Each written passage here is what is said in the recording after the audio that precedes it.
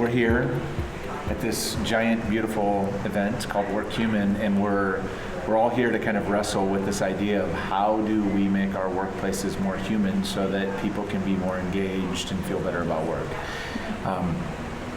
You have a different lens. You spend most of your time sort of the lens that you have through workplace wellness and people that do that work. What do you, like as you look at the organization through those eyes and through your perspective, what do you see as the biggest challenge right now, the biggest obstacle that's in the way of creating this human workplace, creating this engaging workplace right now? Yeah.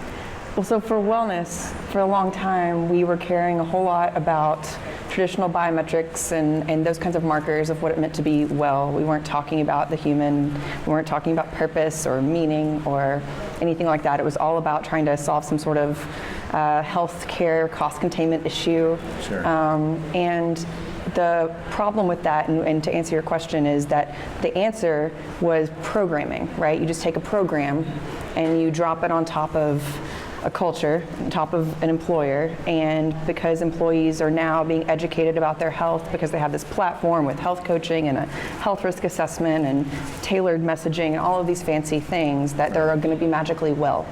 And that was the story for 15, 20 years as in the employee wellness industry, and we find out now it just does not work. Right. It's not the right story. People are losing faith in is wellness even the right thing to do anymore? And I think it's because we stopped looking at the human, we started looking at numbers, we stopped looking at cultures, we started looking at programs. Mm-hmm. And so I think the biggest barrier that we have right now as an industry is it's really tempting to try to take a program and drop it on top of an organization that's sick and in hopes that the organization will be well. And we have to migrate from that to saying, how do we create caring cultures that actually think about the whole human and what the human needs? That's really the barrier, I think, is getting that shift from programs to caring cultures. And so one of the things, as you know, that I've been really interested in and have been writing about and thinking about for the last year is the intersection or the relationship, I guess, between wellness and employee engagement and some of the other outcomes. How do you view that? Like, what is, because I think a lot of times people that do engagement for a living don't think about wellness, and people that do wellness for a living don't think about engagement. How do you view that? Where do you see the intersection? Are they the same thing? Are they different? Do they interact? Like, what is the linkage? So are you familiar with like the Maslow hierarchy of needs?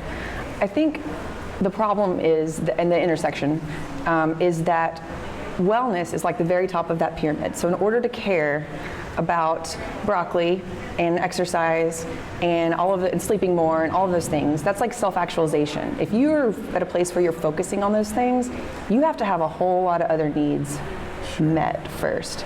And I think that the problem is we've tried to come in at the top of the pyramid, so by ignoring things like social connection, real human needs. Right. Do you have trust? Do you have safety? Do you have connection? Do you have community? Do you have purpose? Like, ignoring all of those levels and then trying to come in at the top of the pyramid, no one's going to be successful. So I think for us at WELCOA, the intersection is, until you solve those kinds of problems for people, you're not going to be able to get to traditional wellness. Right. So where does it, how is the role of workplace wellness, if you're the leader, coordinator, whatever, if you're working in workplace wellness, how is that work evolving? How will it change over the next 5 or 10 years? Yeah, I think it's going to be very much intersecting with the role of employee engagement and talent acquisition, because I think as we broaden our definition of what wellness is to include things like purpose and meaning and trust and all of those other more human factors. And as we broaden our industry, so like the way that our industry is talking about wellness, which means we're going to have to start tackling broader issues, I think the opportunity presents itself to finally talk about wellness as something that individuals want to consume in their workplace. I don't think anyone would argue that they didn't want to work for a well workplace. Sure. But if that looks like pricking your finger, biometrics, incentives, dumb walking challenges, no one wants to consume that. As a matter of fact, we're the only industry that I can think of, someone can correct me, that like has to pay people to consume the thing that we're selling. Right. Like, right. That's probably not a good. Show up to my party, I'll give you $200. You don't even want the $200, you will not show up to my party. It's like no one. That's true. No one's engaging. 24% is our engagement rate for wellness programs. And so I think the opportunity that we have as we converge more with the talent acquisition, employee engagement space, is actually gaining support, gaining buy-in from the marketplace that is the talent pool for what we're trying to do. And if employees start asking for it, then I think that we're going to get the attention of not just the HR folks, not just the wellness folks, but the talent acquisition folks, the people that are thinking about engagement all the time. That's interesting. It'll be interesting to see how that evolves, because I wonder if it continues to be a separate thing, right? Because if it becomes about trust and purpose and all of these things and the whole human, and those that are working on the employee engagement side or employee experience and culture side are working on creating meaning and trust and purpose, the only piece that's really missing in there is the traditional kind of physical and mental health components. And so I wonder how that looks. In the future. Yeah, and I think we're the experts on that piece, right? We've been doing that forever. Right. So it's I think about the opportunity of the fastest growing segment in the tech space of these small employers. They're small right now, but they're growing really, really fast. They have a lot of money. They need to recruit awesome people. Right. And the problem is, how do we just need wellness. We need to look cool. We need to look, engaging. Right. And they're throwing money at this problem, and I think we can train those people, just like we've trained HR people. Right. And for us, I think in the short term at least, it's about thinking there's another segment of people out there who needs to be able to connect their employees with a sense of wellness, and we need to understand how to roll out a results-oriented strategy to improve wellness, and we can do that if we broaden the conversation about what we mean. I think one of them, and I think you would probably agree with this, is that one of the places that if there's within the wellness sphere, and as I think it connects to engagement, one of the places where we probably have the biggest need, but also that we are probably most lacking, is in mental health and how we deal with and approach mental health in the workplace. So can you talk a little bit about how should that look? What role does mental health play in having a healthy, positive employee experience, and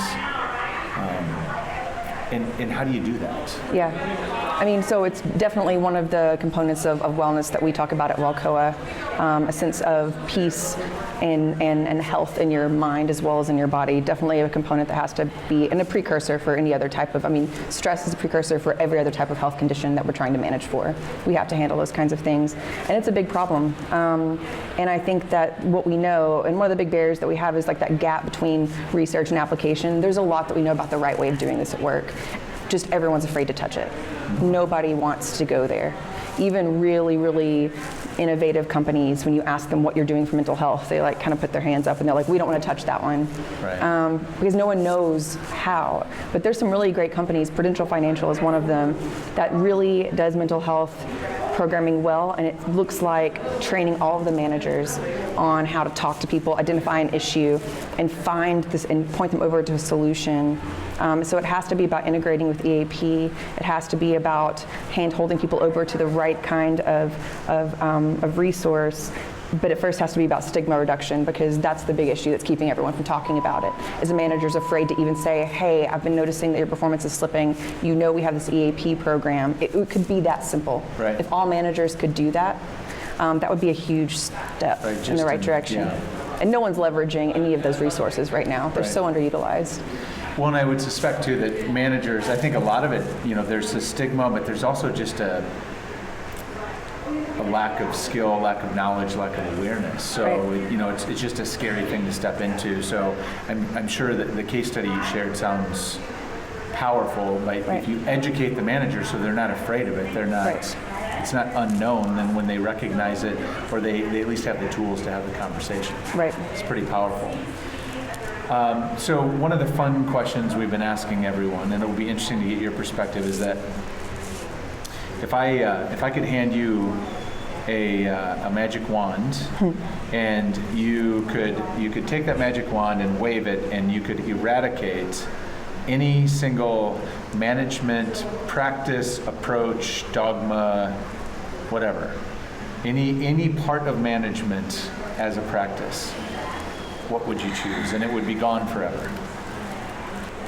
Manipulation. And I'm not saying that it has to be there, but I think a lot of people use manipulation, use manipulative tactics to manage, even though they don't even realize it. Not giving all the information, asking questions like, well, how do we solve that, when they really don't want to know the answer. They just don't want it to be their problem. I don't know. That's probably the most harmful thing. Things that make people feel like they're not somebody. Like Manipulation, dishonesty. Yeah. Yeah. Demeaning people. Yeah.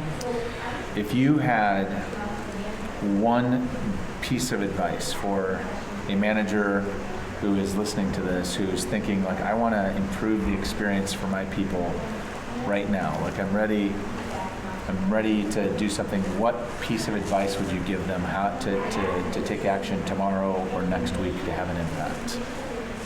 If there's one thing you can do, it is listen and then actually do something about it.